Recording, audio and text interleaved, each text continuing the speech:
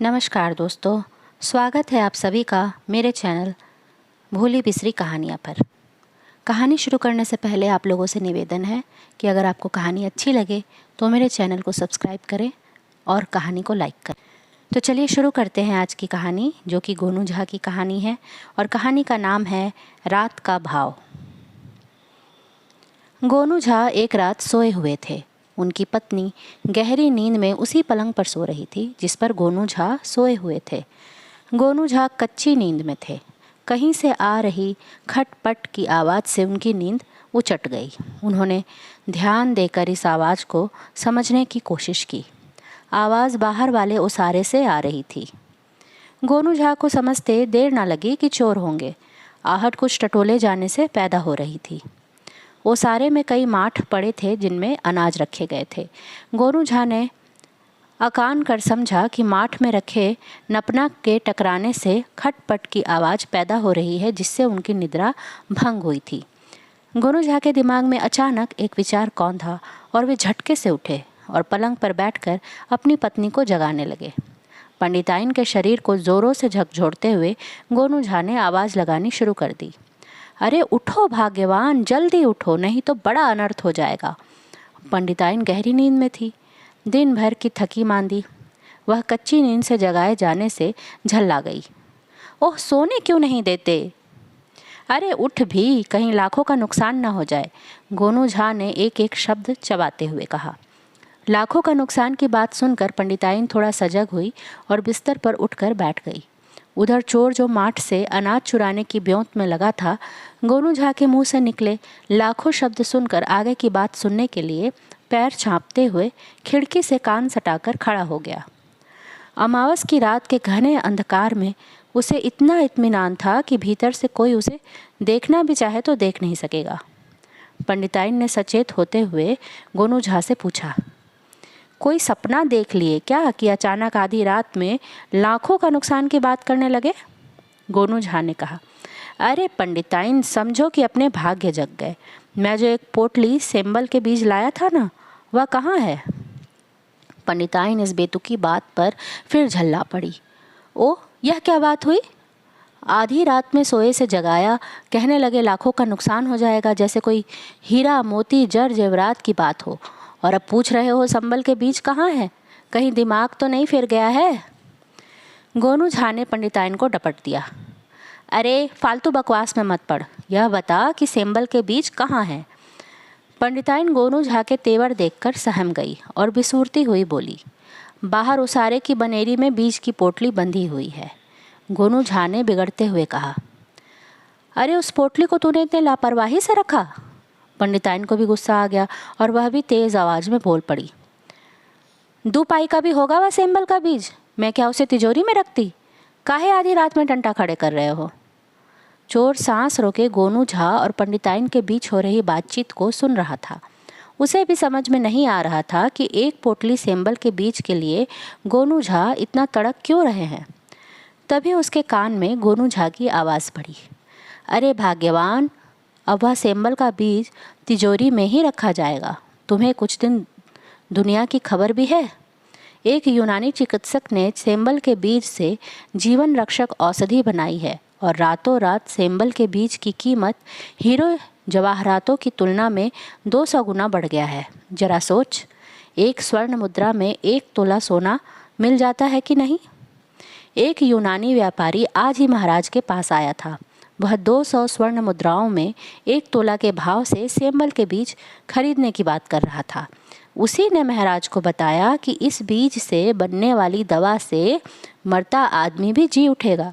अब समझी कि मैं सेम्बल के बीजों के लिए इतना बेचैन क्यों हूँ।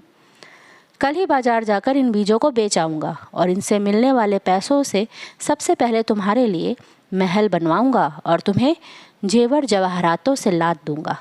चल पोटली ले आते हैं। पंडिताइन ने कहा, अब रहने भी दो पंडित जी, रात भर में कौन सी आफत आ जाएगी। जो बात सेम्बल के बीज के बारे में तुमको मालूम है, वही बात अभी लोगों तक पहुँचते पहुँचते पहुँचेगी। अभी सो जाओ, सुबह उठकर सबसे पहले पोटली ले आऊँगी और तुम्हें दे दूँगी। गोनू झा का जो संदेश बाहर खड़े चोर को देना था, वह दे चुके थे। इसलिए उन्होंने मन मारने के अंदाज में कहा, ठीक है भाग्यवान, जैसा तुम कहो। वैसे भी अभी सेंबल के बीज की कीमत महाराज के अलावा केवल मैं जानता हूँ। अच्छा चलो सो ही जाते हैं। और गोनू झा बिस्तर पर लेट गए। पंडिताइन ने भी राहत की सांस ली और सो गई। दूसरे दिन सुबह सुबह पंडिताइन घबराई सी गोनू झा को झकोर कर जगाने लगी। उठिए पंडित जी, गजब हो गया, उठिए। गोनू झा उठे। उन्होंने घबराई सी पंडिताइन को देखा तो मुस्कुराकर पूछने लगे, तो पोटली गायब हो गई? पंडिताइन जवाब देने के बजाय सुबकने लगी। वह पछतावे से भरी हुई थी कि यदि उसने गोनू झा की बात मानकर रात को ही बनेरी से पोटली खोल ली होती तो यह हादसा नहीं होता। न जाने कौन रात में पोटली खोल कर ले गया जिसमें बहुमूल्य सेंबल के बीज थे। गोनू झा को लगा कि चोर वाला राज अब खोल देने में ही भलाई है। न जाने सेंबल के बीज के सदमे में पंडिताइन पर क्या गुजरे। उन्होंने पंडिताइन की पीठ थपथपाते हुए कहा, अब जाने भी दो, 2 पाई की चीज़ के लिए इस तरह आंसू नहीं बहाते। फिर उन्होंने पंडिताइन को बताया कि रात को उन्होंने चोरों की आहट सुन ली थी और उन्हें गुमराह करने के लिए सेंबल के बीज के भाव बताए थे तथा एक किस्सा गढ़ दिया था। गोनू झा की बात सुनकर पंडिताइन की जान में जान आई। गोनू झा बिस्तर से उठे। स्नान आदि से निवृत्त होकर उन्होंने स्वच्छ वस्त्र धारण किए और बाजार की ओर चल पड़े।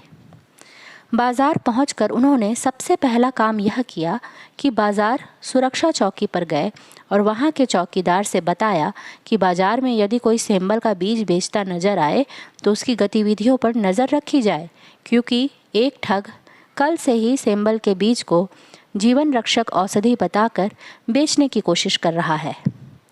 वह सेंबल के बीज की कीमत 200 रुपये तोला बता रहा है। वे खुद उससे ठगाते ठगाते बचे हैं। पहले तो चौकीदार को विश्वास ही नहीं हुआ कि कोई व्यक्ति इस तरह का दुस्साहस कर सकता है कि 2 पाई की चीज़ के लिए 200 स्वर्ण मुद्राओं की मांग करे।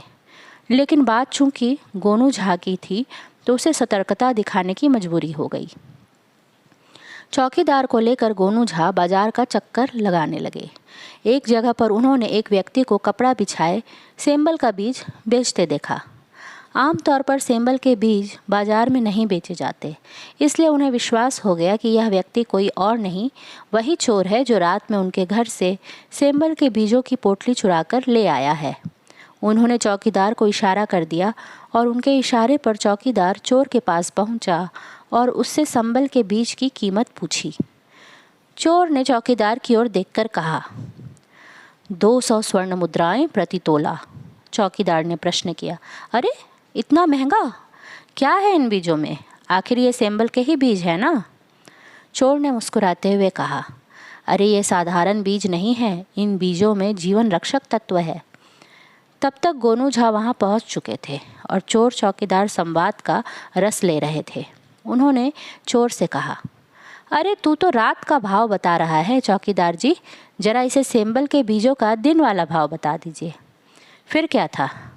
चोर को चौकीदार ने पकड़ा, उसकी मुस्कें चढ़ा दी और पीटता हुआ उसे लेकर चला गया। गोनू झा अपनी मस्त चाल से राज दरबार की ओर बढ़ने लगे।